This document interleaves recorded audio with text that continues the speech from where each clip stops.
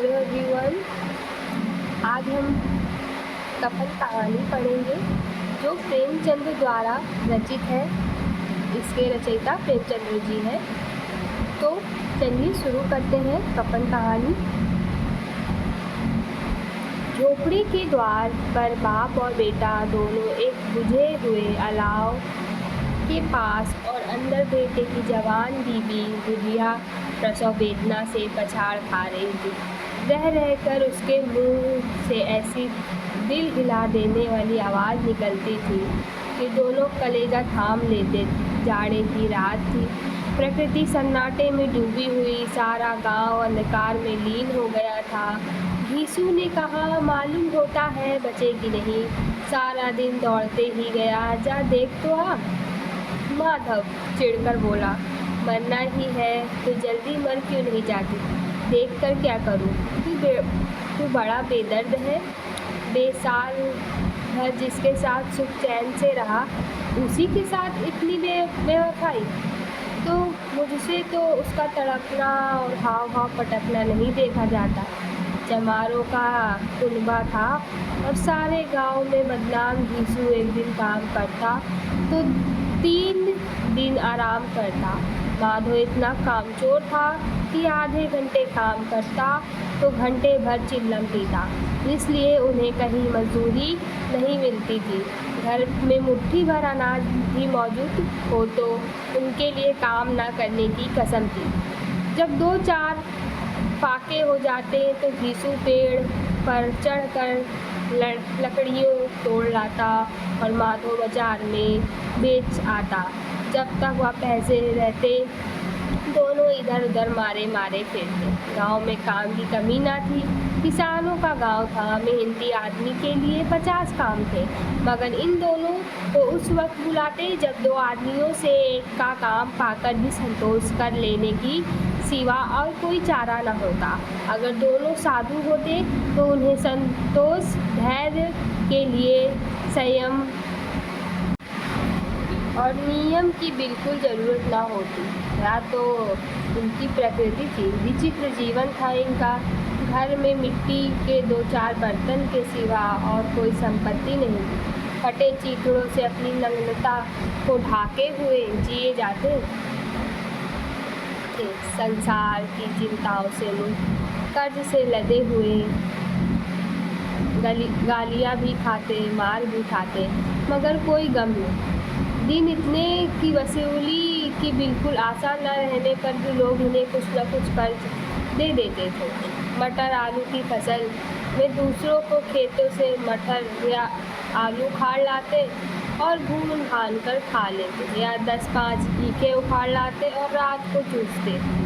घीसू ने इसी आकाश वृत्ति से 60 साल की उम्र काट दी और माधव भी सपूत बेटे की तरह बाप की ही पद चिन्हों पर चल रहा था, बल्कि उसका नाम और भी उजागर कर रहा था। इस वक्त भी दोनों अलाव के सामने बैठकर आलू भून रहे थे, जो कि किसी खेत से खोद लाए थे। घीसू की स्त्री का तो बहुत दिन हुए देहांत हो गया था। माधव का ब्याह पिछले साल हुआ। जब से यह औरत आई थी उसने इस खानदान में व्यवस्था की नींव डाली थी और इन दोनों बेगैरतों को तो जख भरती रहती थी। जब से वह आई यह दोनों और भी आराम तलब हो गए थे, बल्कि कुछ अकड़ने भी लगे थे। कोई कार्य करने को बुलाता तो निर्ब्याज भाव से दुगनी मजदूरी मांगते। और वही औरत आज प्रसव वेदना से मर रही थी और यह दोनों शायद इसी इंतजार में थी वह मर जाए तो आराम से सोए। घीसू ने आलू छीलते हुए कहा, चाख कर देख तो क्या दशा है उसकी। चुड़ैल का फिसाद हो गया और क्या, या तो ओझा भी 1 रुपया मांगता। माधव को भय था कि कोठरी में गया तो घीसू आलू को एक बड़ा भाग साफ कर देगा। बोला, मुझे वहाँ जाते डर लगता है। डर किस बात का, मैं तो यहाँ हूँ, तो तुम ही जाकर देखो ना। मेरी औरत जब मरी थी तो मैं 3 दिन तक उसके पास से हिला तक नहीं, और फिर मुझसे लजाएगी कि नहीं। जिसका कभी मुँह नहीं देखा, आज उसका उभरा हुआ बदन देखूं। उसे तन की सुध भी तो ना होगी। मुझे देख लेगी तो खुलकर हाथ पाँव भी न पटक सकेगी।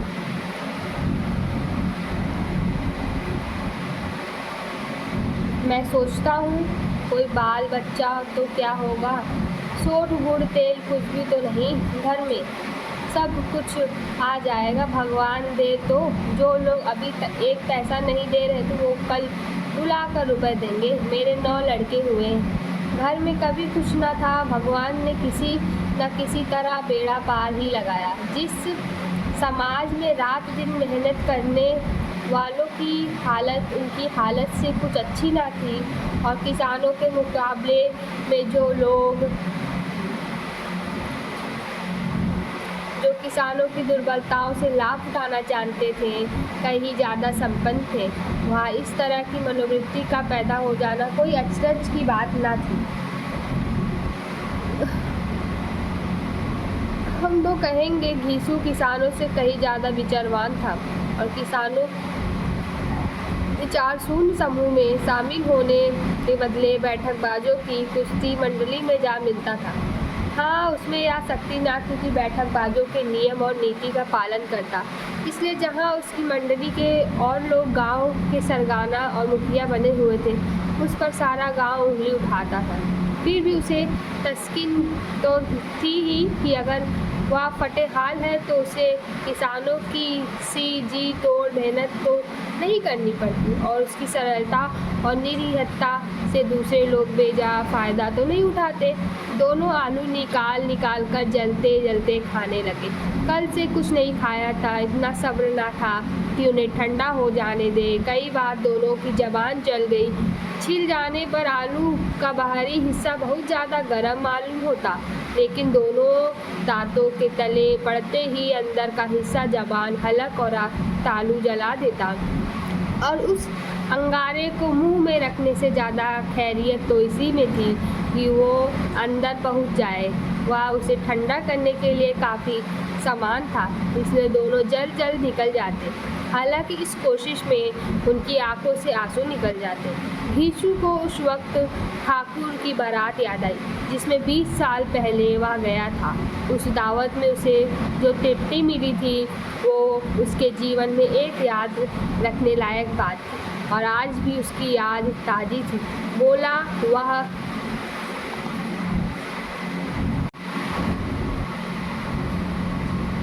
बोझ नहीं भूलता। तब से फिर उस तरह खाना और भरपेट नहीं मिला। लड़की वालों ने सबको पेट भर पूड़ियाँ खिलाई थी, सबको छोटे छोटे सबने पूड़ियाँ खाई, और असली घी की चटनी, रायता, 3 तरह के सूखे साग, एक रसेदार तरकारी, दही, चटनी, मिठाई। अब क्या बताऊं कि उस भोज में क्या स्वाद मिला। कोई रोक टोक नहीं, जो चीज़ चाहो मांगो, जितना चाहो खाओ। लोगों ने ऐसा खाया कि किसी से पानी न पिया गया, मगर परोसने वाले की पत्तल में गरम गरम गोल गोल सुवासित कचौड़ियाँ डाल देते। मन कहता कि नहीं चाहिए, पत्तल को हाथ से रोके हुए हैं, मगर वहाँ है कि दिए जाते हैं। और जब सबने मुंह धो लिया तो पान इलायची भी मिली, मगर मुझे पान लेने की कहाँ से थी। खड़ा हुआ न जाता, झटपट अपने कम्बल में जाकर लेट गया। ऐसा दिल दरिया था वह ठाकुर माधव ने पदार्थों का मन ही मन मजा लेते हुए था। अब हमें कोई ऐसा भोज नहीं खिलाता।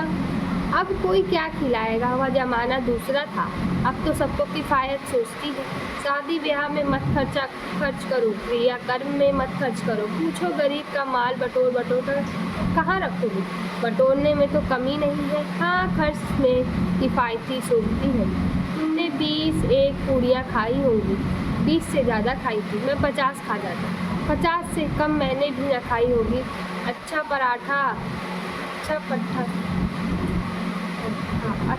पट्ठा था। तू तो मेरा आधा भी नहीं है।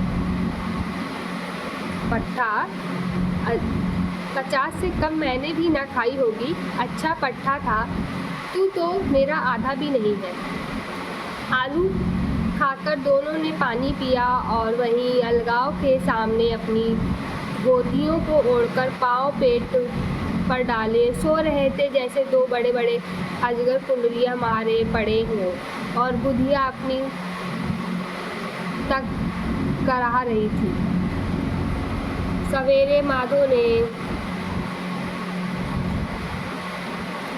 माधो ने कोठरी में जाकर देखा तो उसकी स्त्री ठंडी हो गई थी। उसके मुंह से मक्खियाँ भिनक रही थी, पथराई हुई आंखें ऊपर टंगी हुई थी, सारी देह धूल में लथपथ हो रही थी। उसके पेट में बच्चा मर गया था। माधो भागा हुआ घीसू के पास गया। फिर दोनों ने जोर जोर से हाय हाय करने और छाती पीटने लगे। पड़ोस वालों ने यह रोना धोना सुना तो दौड़े हुए आए और पुरानी मर्यादा के अनुसार इन अभागों को समझाने लगे, मगर ज़्यादा रोने पीटने का अवसर न था। कफन और लकड़ी की फिक्र करनी थी। घर में तो पैसा इस तरह गायब था जैसे चीन के घोंसले में मांस। बाप बेटे रोते हुए गांव के जमींदार के पास गए। वह इन दोनों की सूरत से नफरत करते थे। कई बार इन्हें अपने हाथों से पीट चुके थे। चोरी करने के लिए, वादे पर काम पर न आने के लिए। पूछा, क्या है बे घिसुआ, रोता क्यों है? अब तो तू कहीं दिखलाई भी नहीं देता। मालूम होता इस गांव में रहना नहीं चाहता। घीसू ने जमीन पर सिर रख कर आंखों में आंसू भरे हुए कहा, सरकार, बड़ी विपत्ति में हूँ। माधो की घरवाली गुजर गई, रात भर तड़पती रही। सरकार, हम दोनों उसके सिरहाने बैठे रहे, दवा दारू जो कुछ हो सका सब कुछ किया, पर वह हमें दगा दे गई।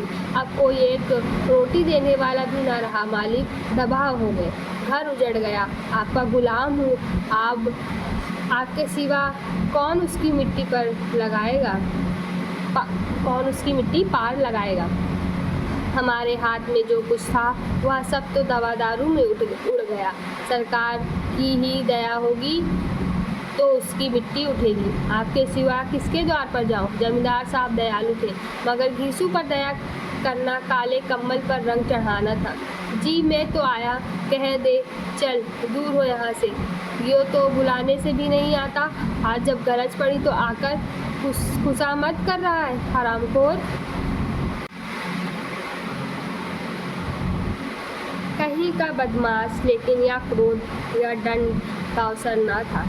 जी में कुड़ते हुए 2 रुपए निकाल कर फेंक दिए, मगर संतावना का एक शब्द भी मुँह से ना निकला। उसकी तरफ ताका तक नहीं, जैसे सिर का बोझ उतरा हो।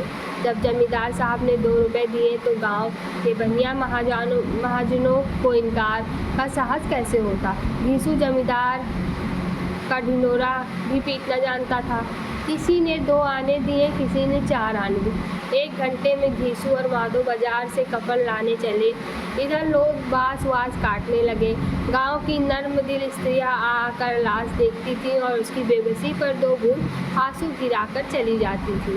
बाजार में पहुंचकर घीसू बोला, लकड़ी तो उसे जलाने पर भी मिल गई क्या? क्यों माधो? माधो बोला, हाँ लकड़ी तो बहुत है, अब कफन चाहिए तो चलो कोई हल्का सा कफन ले ले।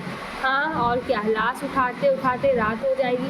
रात को कफन कौन देखता है? कैसा बुरा रिवाज है कि जिसे जीते जी तन ढकने को चीथड़ा भी ना मिले, उसे मरने पर नया कफन चाहिए। कफन लाश के साथ जल ही तो जाता है, क्या रखा जाता है? यही 5 रुपए पहले मिलते तो कुछ दवा दारू कर लेते। दोनों एक दूसरे के मन की बात टाल रहे थे। बाजार में इधर उधर घूमते रहे, कभी इस बाजार की दुकान पर गए, कभी उस दुकान पर। तरह तरह के कपड़े, रेशमी और सूती देखे, मगर कुछ जचा नहीं। यहाँ तक कि शाम हो गई।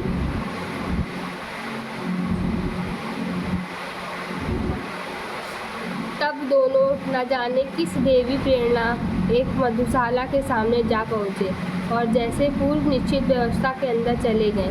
वहाँ जरा देर तक दोनों असमंजस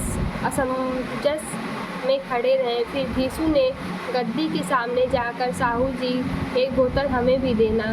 उसके बाद कुछ चिखौना आया, तली हुई मछली आई और बरामदे में बैठकर शांतिपूर्वक पीने लगे। कई गुजिया ताबड़तोड़ पीने के बाद सरूर में आ गए। घीसू बोला, कफन लगाने से क्या मिलता? आखिर जल ही तो जाता, कुछ बहू के साथ तो न जाता। माधो आसमान की तरफ देखकर बोला, मानो देवताओं को अपनी निष्पापता का साथी बना रहा हो। दुनिया का दस्तूर है कि नहीं लोग ब्राह्मणों हजारों रुपए क्यों दे देते हैं? कौन देखता है परलोक में मिलता है या नहीं? बड़े आदमियों के पास धन है फूके, हमारे पास फूकने को क्या है? बड़े आदमियों के पास धन है फूके, हमारे पास फूकने को क्या है? लेकिन लोगों को जवाब क्या दोगे? लोग पूछेंगे नहीं कफन कहाँ है? यीशु हंसा, अबे कहाँ देंगे कि रुपया कमर से खिसक गए, बहुत ढूंढा मिले नहीं। लोगों का विश्वास नहीं आएगा लेकिन फिर वही रुपए देंगे। माधव भी हंसा इन अनपेक्षित सौभाग्य पर, बोला, बड़ी अच्छी थी बेचारी, मरी तो खूब खिला पिलाकर। आधी बोतल से ज़्यादा उड़ गई। यीशु ने 2 सेर पूड़ियाँ मंगाई, चटनी, अचार, कलेजियाँ। शराब खाने के सामने ही दुकान थी। माधव लपक कर 2 पतलों में सारे सामान ले आया। पूरा 1.5 रुपया खर्च हो गया, सिर्फ थोड़े से पैसे बचे रहे। दोनों इस वक्त इस शान में से बैठे पूड़ियाँ खा रहे थे जैसे जंगल में कोई शेर अपना शिकार उड़ा रहा हो। न जवाबदेही का खौफ था, न बदनामी की फिक्र। इन सब भावनाओं को उन्होंने बहुत पहले ही जीत लिया था। यीशु दार्शनिक भाव से बोला, हमारी आत्मा प्रसन्न हो रही है तो क्या उसे पूर्ण न होगा? माधव ने श्रद्धा से सिर झुकाकर तस्दीक की, जरूर से जरूर होगा। भगवान तुम अंतर्यामी हो, उसे बैकुंठ ले जाना। हम दोनों हृदय से आशीर्वाद दे रहे हैं। आज जो भोजन मिला वह कहीं उम्र भर न मिला था। एक क्षण के बाद मन में शंका जगी। बोला, क्यों दादा, हम लोग भी एक न एक दिन वहाँ जाएंगे ही। यीशु ने इस भाले भाले सवाल का कुछ उत्तर न दिया। वह परलोक की बातें सोचकर इस आनंद में बाधा न डालना चाहता था जो वह हम लोगों से पूछे कि तुमने हमें कफन क्यों नहीं दिया तो क्या कहेंगे तुम्हारा सिर। पूछेगी तो जरूर, तू कैसे जानता उसे कफन ना मिलेगा? तू मुझे ऐसा गधा समझता है? 60 साल क्या दुनिया में घास खोदता रहा हूँ, उसको कफन मिलेगा और बहुत अच्छा मिलेगा। माधव को विश्वास न आया। बोला, कौन देगा? रुपए तो तुमने चट कर दिए, वह तुम मुझसे पूछेगी? उसकी मांग में तो सिंदूर मैंने डाला था। यीशु गर्म होकर बोला, मैं कहता हूँ उसे कफन मिलेगा, तू मानता क्यों नहीं? कौन देगा, बताते क्यों नहीं? वह लोग देंगे जिन्होंने अब की दिया। हाँ, अब की रुपए हमारे हाथ ना आएंगे। जो जो अंधेरा बढ़ता है था और सितारों की चमक तेज होती थी, मधुशाला की रौनक भी बढ़ती जाती थी। कोई गाता था, डींग मारता था, कोई अपने संगी के गले लिपट जाता था, कोई अपने दोस्त से मुंह में कुल्हड़ लगाए देता था। वहाँ के वातावरण में सरूर था, हवा में नशा। कितने तो यहाँ आकर एक चुल्लू में मस्त हो जाते। शराब से ज़्यादा यहाँ की हवा उन पर नशा करती थी। जीवन की बाधाएं यहाँ खींच लाती थी और कुछ देर के लिए यह भूल जाते थे कि वे जीते हैं कि मरते, या ना जीते ना मरते हैं। और यह दोनों बाप बेटे अब भी मज़े लेकर चुस्कियाँ ले रहे थे, जबकि सबकी निगाह इनकी ओर जमी हुई थी। दोनों कितने भाग्य के धनी। पूरी बोतल बीच में है। भर पेट खाकर माधव ने बची हुई पूरियों का पत्तल उठाकर एक भिखारी को दे दिया, जो खड़ा इनकी और भूखी आंखों से देख रहा था। देने के गौरव, आनंद और उल्लास का अपने जीवन पहली बार अनुभव किया। यीशु ने कहा, ले जा, खूब खा और आशीर्वाद दे। बीबी की कमाई है, वह तो मर गई, मगर तेरा आशीर्वाद उसे ज़रूर पहुँचेगा। रोए रोए से आशीर्वाद तो बड़ी गाड़ी कमाई के पैसे हैं। माधव के फिर आसमान की तरफ देखकर कहा, वह वैकुंठ में जाएगी दादा, वैकुंठ की रानी बनेगी। यीशु खड़ा हो गया और उल्लास की लहरों में तैरता हुआ बोला, हाँ बेटा, वैकुंठ में जाएगी। किसी को सताया नहीं, किसी को दबाया नहीं। मरते मरते हमारी ज़िंदगी की सबसे बड़ी लालसा पूरी कर गई। वह न वैकुंठ जाएगी तो क्या मोटे मोटे लोग जाएंगे जो गरीबों को दोनों हाथों से लूटते हैं और अपने पाप को धोने के लिए गंगा में नहाते हैं और मंदिरों में जल चढ़ाते हैं। श्रद्धालुओं का यह रंग तुरंत ही बदल गया। अस्थिरता नशे की खासियत है। दुख और निराशा का दौर हुआ। माधव बोला, मगर दादा, बेचारी ने जिंदगी में बड़ा दुख भोगा, कितना दुख झेलकर मरी। वह आंखों पर हाथ रखकर रोने लगा, चीखें मार मार कर। यीशु ने समझाया, क्यों रोता है बेटा? खुश हो कि वह माया जाल से मुक्त हो गई, जंजाल से छूट गई। बड़ी भाग्यवान थी, इतनी जल्दी मोह माया के बंधन तोड़ दिए। और दोनों खड़े होकर गाने लगे, हटगिनी क्यों नैना झकावे ठगिनी। पियक्कड़ों की आंखें इनकी ओर लगी हुई थी और वे दोनों अपने दिल से मस्त गाए जाते। फिर दोनों नाचने लगे, उछले भी, कूदे भी, गिरे भी, मटके भी, भाव भी बनाए, अभिनय भी किए और आखिर में नशे से मदमस्त होकर वहीं गिर पड़े।